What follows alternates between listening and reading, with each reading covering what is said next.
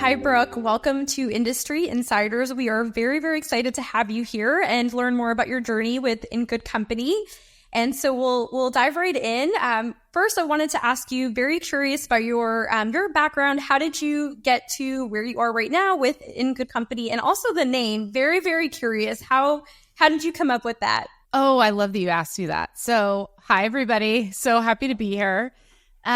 So I worked at Lululemon. A few years out of college, I was a personal trainer for like a year. I was like, what do I want to do? I just wasn't one of those people in high school that knew what I wanted to do. I didn't even think about it, which is, I'm like, I don't understand how I'm such a driven, goal-oriented person now. It's just funny that as a child, I was not.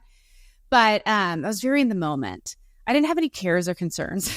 I didn't become goal-oriented till I was an adult and responsible, right? But so worked there for 5 years and was so impacted by the culture, and just there was a high leadership development focus, and really decided to, after I had my first child, go out on my own. I just had that entrepreneurial itch, and was like, okay, I feel like a lot of cultures aren't people don't work's hard for people, and you spend a lot of time at work, and I want to help work be a place that people don't dread coming to. So I was driving in my car kind of as you're in the beginning, ideating a business. And I remember exactly where I was in Nashville on 24 and was like, in good company. I would always say to people, you're in good company. Kind of you're not crazy, you're not alone, we're all in this together. So that's how I came up with my name for the business. Yeah. I love that. And it does. As soon as you hear it, you're like, oh, I felt a sigh of relief, and I didn't even, I hadn't even talked to you at that point. So curious about, I know you mentioned the positive work culture at Lululemon, it brought you to that idea. And I know a lot of entrepreneurs can share this, but there's usually other ideas. Were there other ideas, or was this it? And you were like, yes, this is it. I'm going for it. That's so funny. It was. So I have a history in nutrition, obviously personal training, and I got certified in just a nutrition certification. And so I did some macronutrient coaching on the side as I built the consulting business. But yeah, I mean, I'm really passionate about a lot of things, but, and still I do have days I'm like, is this what I'm doing? Just to be totally honest, it's real. No, I love it. Please keep it real with us. Okay. So, but yeah, I just kind of became obsessed with organizational life, and I am I would say my number one strength is being resourceful. So I just am constantly learning and getting and finding the resources I need. And so I just felt almost with yoga, you do it forever, and there's always a deepening in the pose, and it's this never ending field you get to play on kind of. And I feel a little bit that was organizational life. It's very complex, and there's always something to learn. And so it does keep me interested, and it has for 10 years. And again, like I said, I've got ups and downs, but overall it's kept my attention. I think when I first got into it, I actually wrote a post about that this morning. It's funny you asked on LinkedIn, which I don't post a lot, but I did this morning.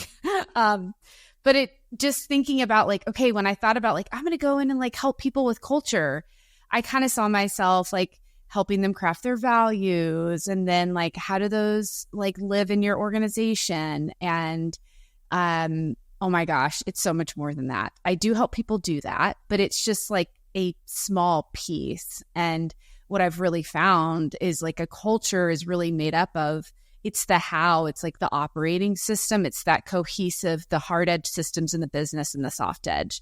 And that's really where I play. I help companies instill systems and structure. And I just didn't know that's what I would end up doing when I'm doing culture, but that is what I do because that's what people need. So it sounds like you're saying positive work culture really goes hand in hand with having good systems in place. 100%. And leadership.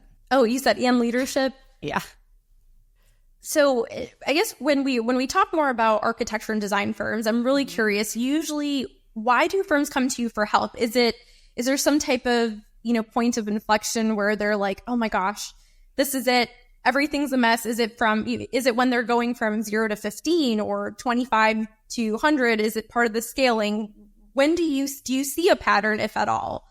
I do. And I work with companies anywhere from like, I would say 16 people minimum is typically when they reach out. Some have when they're even smaller than that, and upwards to like 700 people. So the range is large.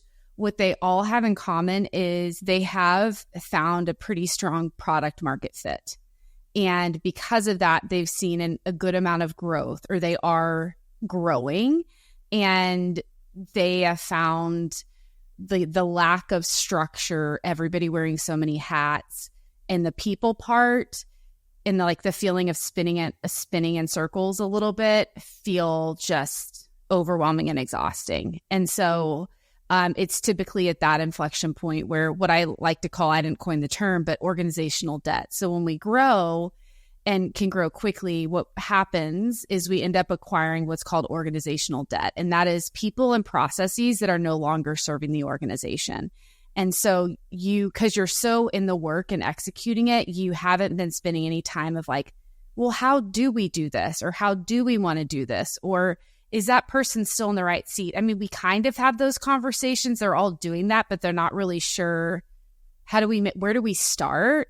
And alleviating, once I explain it, they're like, oh yeah, we have organizational debt. Another way to say it is like you have an underdeveloped operating system and an underdeveloped team to really execute the way that the business needs you to right now. And so we've got to like first get rid of all of like the people not people, just like get people in the right seats, right? And then also get rid of some of those processes that are no longer serving the organization. So like, what can we kind of let go of first? And then what do we need to build in? What structure do you need to really support your people in the execution so that you can reach your goals? I see. Okay. So it sounds like there's a lot of nuances in play. It's not just one particular thing, but building a system overall, and also, like you mentioned, leadership. So tell me a little bit more about that. Do you feel like clients come to you and they're a little bit overwhelmed? Like, if they're looking at this system from a bird's eye view of what's not working, what do they need to change? What would you usually say to them? Okay, this is step one, or do you promise any deliverables by the end of your process, or anything like that? Yeah, I do. So typically, first question or what they're saying is like, hey, I'm not like I don't know where to start, but I know that I'm experiencing some stress and I know that things feel a bit chaotic. And I think that we can do this better, but I'm so in it that a lot of times people need somebody from the outside to come in, and I really see myself as like a partner and a person on the team. Even though I'm a consultant, I'm like, I hate that word because I really get super integrated with the team pretty quickly.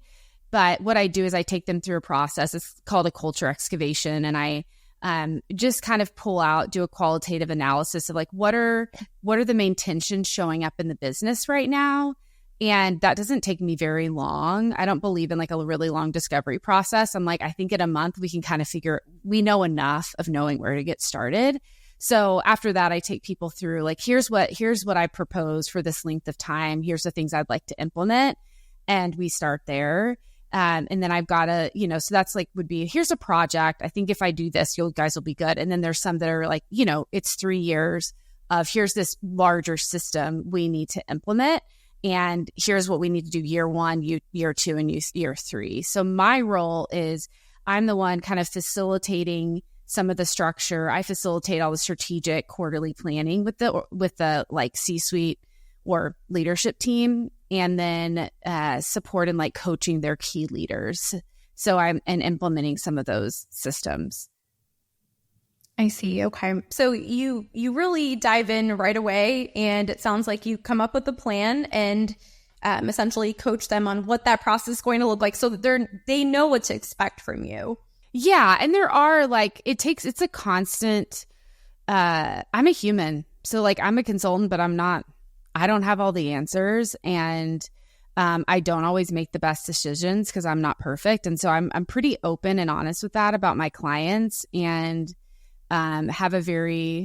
really try to have a very transparent relationship. And the people that don't want that just won't want to work with me because I'm pretty transparent. But yeah, it really is a partnership. They can't expect me to come in and do everything. It really is a true partnership. And so it's really important for me at the beginning of any engagement to be able to really align on like what this is what I'm committed to, but this is what I need you to commit to make it work. Right. So it takes two to tango. I always say, the work, they have to put in the work, even though, like you said, you're a consultant, you're the expert coming in. And I really appreciate what you said, where you're like, I'm not just, I don't like to call myself a consultant because I really feel like when I'm there, I'm part of the team. This is equally as important to me in making sure that you're really participating on a deeper level. So tell me a little bit more about architecture and design firms that you've worked with. I know sometimes that there might be misconceptions. Like, do they ever come to you and they're like, we think this is what's wrong and we think this is what we need to fix, but it's completely a whole different, situation? Yeah, that's a good question. Yeah, because it all isn't always like people. Part of what I do is I pull out what people already know, right? I kind of help them take the time. I'm kind of the container to say like, here's some space for you to like process and think, because it's hard to do that. And yes, I'm trying to think of a good example. I think, it's one of those layers of like, hey, people say that they're like, don't have enough time to get these projects done. I think that's a big one with design firms, but like, how in the world are they not getting it done? Like, why does it take 7 hours to pull the tile? Just an example. So, there's a lot of layers of complexity to that. And so what I do is I really help people see, or I know it's hard to be like, sometimes you're like, well, this is just the answer. And it's like, well, if we make this decision, these are the downstream effects of that decision. And so I kind of help people see like, okay, the root of this is, we've got an issue in production. Okay, well, the root of that is probably because the manager on the floor doesn't know what's expected of him. But it's not just like overtime's not the issue. Like it's happening. That's like a lagging indicator. But a lot of times they're like the lagging indicators are the problem, but it's usually that the leading indicator of like, oh, well, there's overtime because they don't know like what's expected of them. They're not really held accountable to any certain outcomes. And so they're not managing this probably the way they would if they knew it was expected. Their priorities aren't in the right place. So that's kind of an example of helping people. I just help them peel back the layers of the onion to like kind of see what's really happening. I see. Okay. So that makes sense to me. So essentially they might be thinking, okay, they're focused on there's too much overtime. I'm burning, my profit through overtime for employees. But really when you peel back that layer, okay, well, maybe the process isn't efficient. Maybe this person is taking triple the time that they should to complete this task. So yeah. And I'll add one thing to that. Sometimes to figure out what the root is, you have to experiment. And that is a lot of times we'll do tons of planning, be like, we're going to do a restructure and this is what we're going to do. And you make this big plan and then it doesn't fix anything. And so what I really encourage when you're working in complexity, which organizations are because there's people involved, you have to because you're not sure. Is it the people? Are they not efficient? Is it our expectations are unrealistic? So what we do is I encourage people to run an experiment. So like, hey, here's what we're testing here. Here's our hypothesis of, our team says they don't have enough time for deep work. So we're going to create, 2 sections of the week where we don't have any meetings, and we're going to, survey people at the beginning. We're going to survey them at the end. That's the only thing we're going to change for now. And then we're going to see what results we get in 8 weeks. And we're going to do a retrospective on that. So a lot of times it requires this experimentative process to figure out also like what's going on. Oh, okay. So a trial and error, it sounds like. Yeah. Going back to the point that you mentioned about organizational debt, I hadn't heard that term before. So with architecture and design firms that you've worked with, do you see any commonalities? What is typically their organizational debt? Sometimes it's systems that just aren't. Sometimes it's not using a system the way that it's been made to use, or it's not like the consistent use of a system. I'm sure you guys get that too. Sometimes you're like, okay, well, it has the capabilities, but unless you use it, you're not going to get the effectiveness of it, right? So sometimes it's that. Sometimes it is. A lot of times it is. There's people that you either feel loyal to or that have been there forever, or you don't want to let go of because you still believe that they've got the whatever, but they're not in the right seat, or it's time for them to like move on. And that's hard stuff. Like that's hard stuff to deal with. And that is where I see a lot of a big one too is like, oh, well, they're like a super high performer. Like they get a lot done. I'm like, okay, well, what I call a high performer and an A player is someone who does great work and makes everybody around them better. And you get what you tolerate. So if you're tolerating someone who is toxic, and they're not as a person toxic, but their behavior is to the people, they're degrading, all of those things, but they're, quote unquote performing, you actually do have a lot of debt there. Like you're going to have people that leave. You're also going to have people that also behave like that because you're tolerating it. And so I find those decisions really hard for people because they see, what am I going to do without them? That's a big one. And then I've never had a time when they have let that person move on and do the next thing and then be disappointed with the results. Right. And that was interesting that you said that, I never thought about things that way. You could have a higher performer, but if their attitude isn't the best, or they're not a positive, just a positive person to be around, that could actually harm the entire workplace. So tell me a little bit more about that. What do you feel like are the non-negotiables for an organized architecture and design firm? So I know you mentioned positive attitude, being a team player, it sounds like. Yeah, I think it's, in any firm, because there's so many different types of positions, an architecture firm or design firm. So I have like in general, if it's versus really knowing, I think we can tend to promote people that are really good, high, like individual contributors. So, oh my gosh, they're an incredible designer. They're so efficient. And then they put them in a design, like the lead design role. And they're like, oh my gosh, nobody wants to work for them. The team's so upset. They don't know how to give direction. And so we'll promote people because they're really good at the individual contributor role. But then when they start managing potentially other designers, or, that changes, right? They're not able to make the shift. And so I think I see that a lot. And some of them just need some training. So that's why I do a lot of leadership training, because it makes the biggest difference. Some people really do just need training. Some people, it's like, no, they just need to be in that individual contributor role. And I think organizations just have an opportunity in design firms to say like, hey, if you are really strong in this, here's some ways to grow here without managing other people. And we kind of have this tendency to be like, okay, well, to get a promotion, it means like managing more people, but it could be managing more projects or different kinds of projects, or giving them some side, extra things to do or contribute to in the organization. I see. So a design or architecture firm promotion doesn't necessarily mean moving up and managing more people in that sense, but it could be just taking on a different responsibility. That's, truly, that's the first time I'm hearing that perspective. It's true. It's every time you think about, promotion, you just think about moving up the ladder, getting a higher position, and managing more people comes with that. It's that, but it's also, I think, understanding, the people that you bring on are like, what are those competencies that they need to have, even in knowing that in the interview process. So it all really starts there. And, like for, design, it's like, hey, communication's really big. Like if they're communicating with, clients or project managers, it's really understanding, okay, for this role, what are those really important skills that they need to come in knowing and having. And it could be like, my number one is resourcefulness. If somebody's not resourceful, I'm out. So I'm like, you kind of have to be resourceful this day and age. And I think it just shows up everywhere, because you can have somebody that doesn't have a lot of experience, but if they're resourceful, they're going to get there pretty quick. Going back to, we're talking about the non-negotiables for architecture and design firms. Do you feel like there's any other misconceptions when people initially come to you and they're like, this is what's broken in my process, but they're focusing on the wrong thing? Yeah, sometimes it's them. Okay.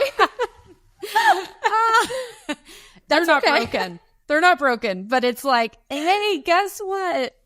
Right. And I do say that totally lovingly. Like I do, because it just is true. Like I tell people, and I can say that because I do that in my own life. I believe the best way to shift the culture in a family organization is to become what you want to see, like to create that culture. You start it by you shifting. And I think it's so easy. I mean, we all do it, right? If this person would just figure it out or just like be attentive to, but a lot of times we need to like first start with ourselves and say like, a lot of times what I'll hear is, I explained this to them 10 times. Like, I don't know why they gave it to, like why they like couldn't figure it out. Like, the design board is not what I was wanting. Like I had to send them back. And I'm like, okay, well, did you make a really clear request? So a lot of times if we don't get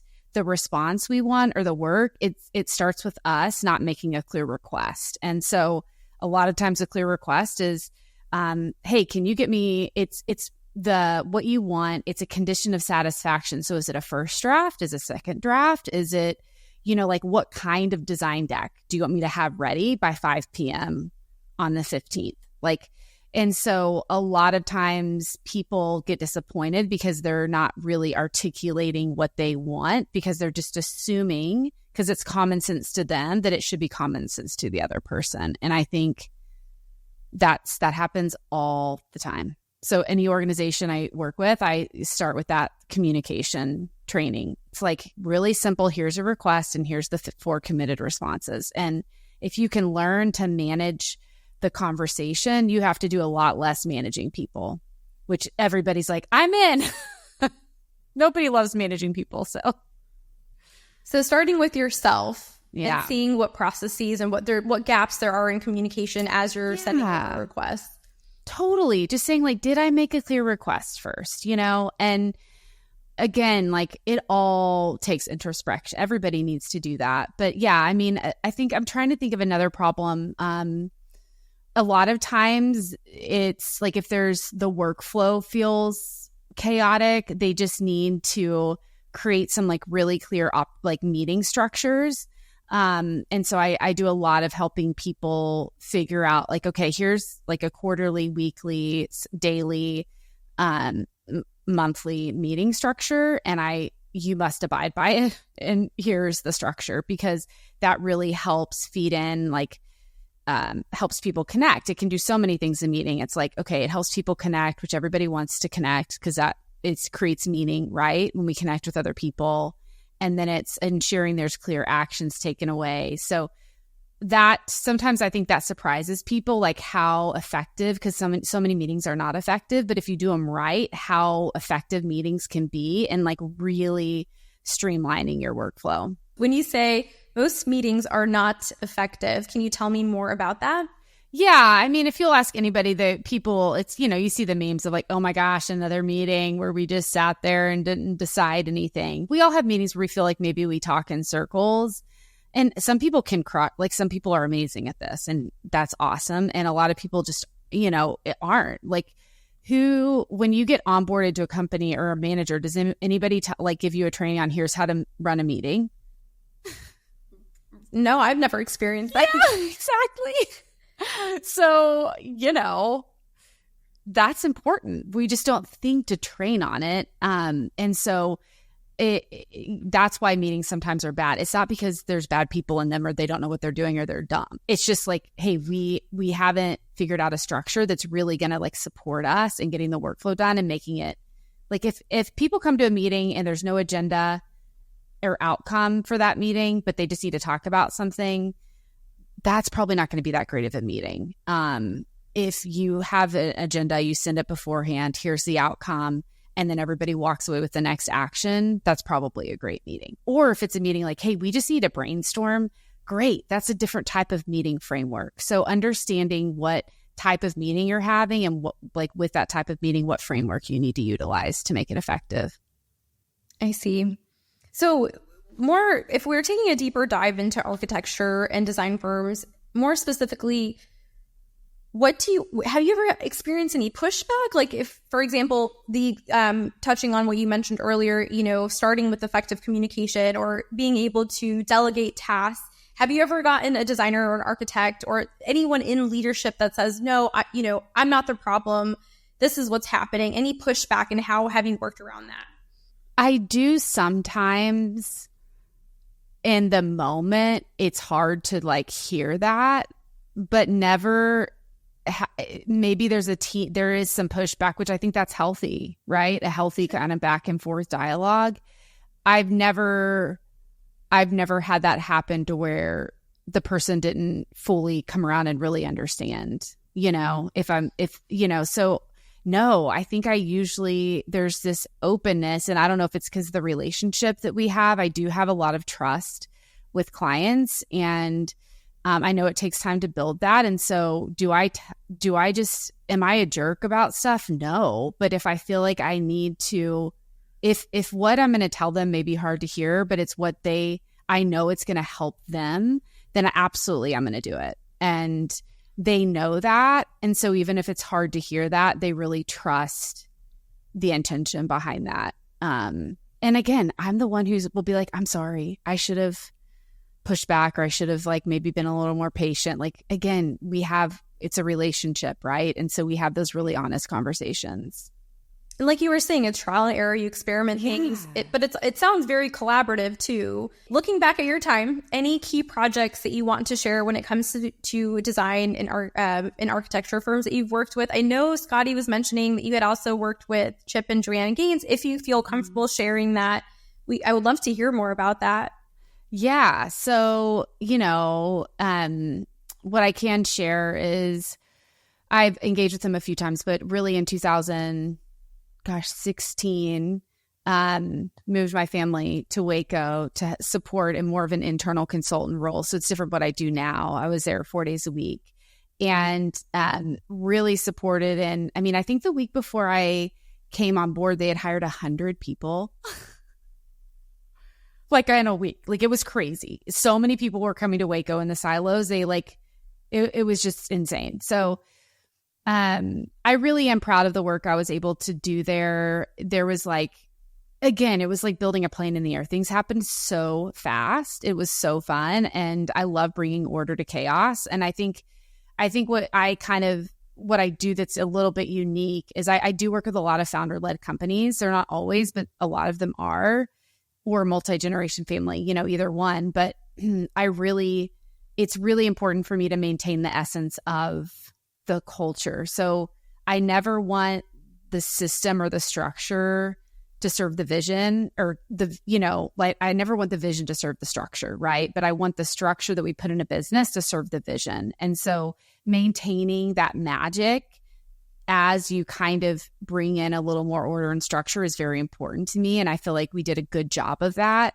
at the beginning of we developed like kind of the core guest experience training, and then the core like onboarding and communication training. And I was able to hire some really amazing people. And yeah, it was such a gift to be able to it was like a big playground, I think, for everybody at that time of like, we're just like figuring this out, and everybody just did their best. And it was amazing. Were things perfect? No, things are never perfect. But it was an honor and a joy to be able to be there at that time. And I love a good high growth, chaotic environment. You did mention that earlier too, that it can be chaotic. And so with A&D firms, what would you say if you had to just list out 5 things for a positive work culture, non-negotiables, things that people should absolutely have? What would you say they are? The first thing is leadership. Like I think the non-negotiable is ensuring that the people you have leading are not just quote unquote high performers that are really effective in like what they're outputting, but they're also making everybody around them better. I think that we can kind of brush that to the side, but it's really expensive to have and counterproductive to have people not in the right seats. So I would say a non-negotiable, if you want to succeed and continue to grow, it would be to have A players on your team. So figuring out for you, what is an A player And how do I make, if there are hard decisions, how do I do that and do it well? But just that commitment to having a team of A players, I would say, is number one. The biggest barrier to growth is leadership, period, in any company, period. And invest in it. That soft skill is not, it's not a cost. It really is an investment that you're going to see a huge return on if you do it well. The second thing I would say is to have an operating structure that everybody on the leadership team knows what it is. Take the time to figure out the how, like how we think about things, and then like having like the annual planning, quarterly planning, clear priorities, clear owners of priorities, like really having that operating system that you can rely on and that supports you, I would say would be another one. Oh gosh, I would love to just say two. No, that's great. I think if you can just do those two things, and again, those two things are not easy. You can do it. They're totally possible, but they take a lot of time and energy. And I would say just focusing on like that leadership piece, your leadership, your team's leadership, and then really having an operating system that you depend on that supports you in execution. And now talking with you, just even your name, In Good Company, that has such a deeper meaning to me now. Aww. Because like you said, you know, it all starts there, right? It's not just about hiring the top performers, but knowing that you're bringing up, it's a holistic process is what you're saying, right? 100%. It's a cohesive system. And the soft stuff, if you make time to connect with your people, appreciate them, it goes a long way. It doesn't mean you're soft or you're not going to put money in the, you know, get cash in the bank. Absolutely. That is the goal, or you're not a business. I'm intense about that, but it's understanding that does do that. And I just don't know if we're at a capitalistic culture. We have a lot of outdated operating systems. And there really is a new way of working that's emerging that we all need to be paying attention to and spending some time thinking about. Yeah, that's very valuable insight. Thank you, Brooke. And I also, like I was saying earlier, I did listen to your podcast, Work Therapy. So I'm not sure. I forgot the date of the episode I listened to, but when did you start that podcast? I started it last year. I don't remember the exact date. And then I took like a summer break. So we just started season 2 back. So we have that. And then we have the newsletter. So I have a newsletter now called Work Therapy. We started that 3 months ago. So we drop it. We call it the anecdote to your Sunday scaries. I love that. So we think it's really fun. My partner Ken and I write it every weekend. And it is so fun. We make it playful. We have a section there to like, tell me something good. We just have like a work topic we talk through, give you resources. So we really want to be a place, I say therapy because I'm not a therapist, but we want, with the newsletter, with the podcast, we want you to walk away like feeling like you're in good company and a little bit refreshed or a little more playful or inspired. So that sounds great. I'm definitely going to subscribe and also follow the newsletter. So I had to ask about the yoga. I know we talked about this earlier, but the yoga for interviews at Lululemon, any correlation or any recommendations you would take from that for architects and designers running their own firm? Totally. I mean, I think it was so a part of our culture, obviously. But, you know, when you work at a company where it's like different, right? We're not just like, we're kind of bringing people into the fold immediately. And I think everybody does have a culture, and it's like, what is that culture? I think this came from Lululemon too. Like, would you want to be stuck with this person at an airport for 10 hours? But yeah, so I think the yoga and all that was like, let's just like get to know each other in a like low key way. Cause people can get nervous during interviews too. You know, and you don't feel like you're getting their full, like, because there's like natural pretense and nervousness there. So yeah, for a design firm, it's like, I mean, coffee's simple, like going to meet in a coffee shop, or, you know, taking them on if it's like a, you know, a position that you really, it's like big investment, taking them to a job site. But I think the lesson there is like, show up as yourself, like show up Like, let them know all the things. Like, I've seen so many companies present a certain way and it's like so different on the inside. And be honest with people about like, here's kind of where we're working through stuff. Here's where here's where our strengths are. And then just starting with that, like honesty and transparency, I would suggest. And then there's to get real practical outside of yoga. Even yoga's fun, so keep it fun. And then there's a system called top grading that I recommend instilling for interviews. So there's a book called Top Grading. There's a few other books around the system, but it's a really great way to ensure that you're taking people through a thorough interviewing process. And again, everything starts there. So I just recommend spending a lot of time and energy on that piece. And then secondarily, when you do hire that person, onboarding is so key. I work with that in a lot of companies, like really having a strong, what's the key thing? Like, we just throw them in there, like I see a lot of design firms do that. Just like get started and there's no check-ins, there's no core training, there's no structure. So we do a lot of helping companies, even just with their onboarding of like, here's how you onboard somebody well so that you get them onboarded quickly and they're just going to be more effective more quickly.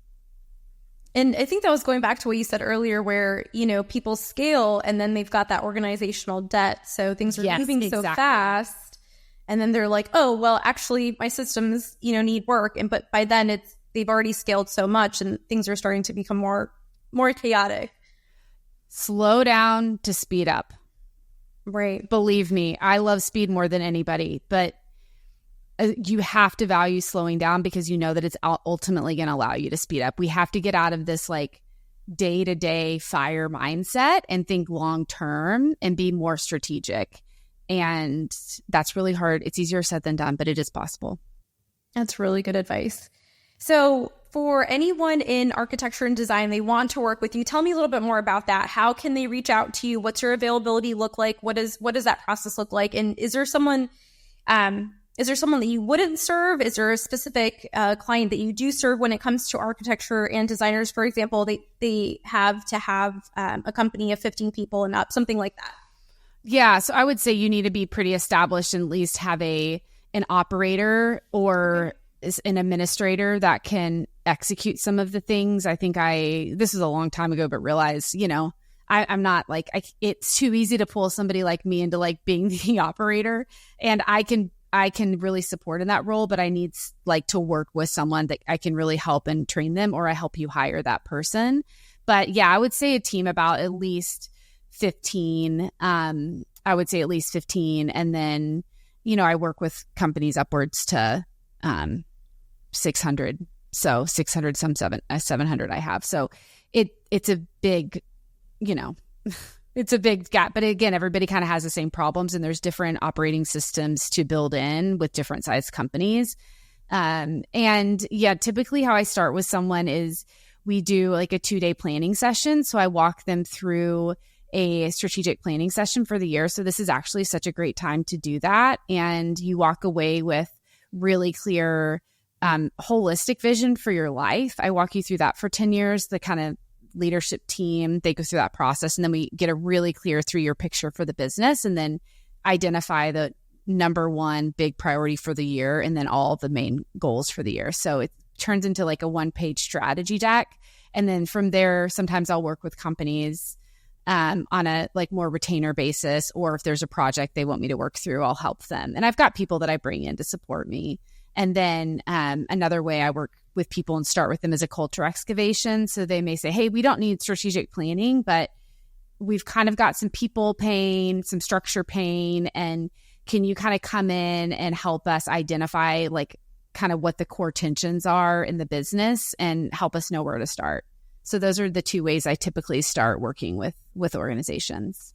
Okay. And how can designers and architects reach out to you? Do you have a website for them? What would you recommend if they want to get in touch and start the process? Yeah, they can go to the website, which we're doing a rebrand in January. So I even hate sending people there because it's fine. But it's www.ingoodcompany.com, which I love that I have at the .com because I love the name. And then they can also just email me to brooke@ingoodcompany.com. Either one works. So yeah, I'm That's so great. happy to have a lovely Friday afternoon conversation with you, Shivani. It was so great. Thank you so much for all of your invaluable advice and feedback. It was great learning from you, and thank you so much. Of course. Bye.